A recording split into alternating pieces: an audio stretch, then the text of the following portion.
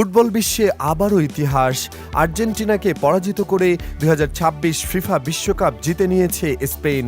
এর মধ্য দিয়ে লা রোজা নিজেদের ইতিহাসে দ্বিতীয়বারের মতো বিশ্ব চ্যাম্পিয়ন হওয়ার গৌরব অর্জন করল।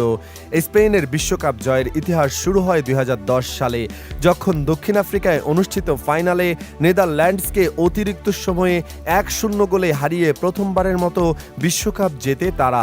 দীর্ঘ 16 বছরের অপেক্ষার পর এবার 2026 বিশ্বকাপে আর্জেন্টিনাকে হারিয়ে দ্বিতীয়বারের মতো বিশ্বকাপের সোনালি ট্রফি নিজেদের করে নিল স্পেন।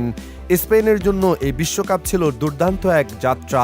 গ্রুপ পর্বে উরুগুয়ে, সৌদি আরব ও কেপ ভার্দেকে পেছনে ফেলে গ্রুপ চ্যাম্পিয়ন হিসেবে নকআউট পর্বে উঠে লুইস দে লা ফন্তেয়ার দল। রাউন্ড অব 32-এ অস্ট্রিয়াকে, শেষ 16তে পর্তুগালকে, কোয়ার্টার ফাইনালে বেলজিয়ামকে এবং সেমিফাইনালে শক্তিশালী ফ্রান্সকে হারিয়ে ফাইনালে জায়গা করে নেয় স্পেন। ফাইনালে প্রতিপক্ষ ছিল বর্তমান বিশ্ব চ্যাম্পিয়ন আর্জেন্টিনা।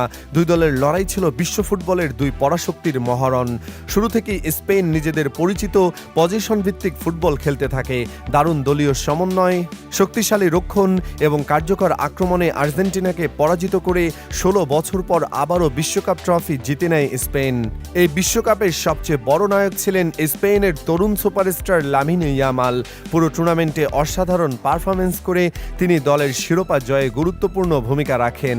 এই শিরোপার মাধ্যমে স্পেন এখন বিশ্বকাপ ইতিহাসে দুইবারের বিশ্ব চ্যাম্পিয়ন। 2010 এবং 2026 দুটি বিশ্বকাপ নিয়ে ইউরোপের অন্যতম সফল ফুটবল শক্তি হিসেবে নিজেদের অবস্থান আরও দৃঢ় করল লা রোজা। স্পেনকে জানাই আন্তরিক অভিনন্দন। ফুটবল প্রেমীদের জন্য এটি নিঃসন্দেহে আরেকটি ঐতিহাসিক মুহূর্ত।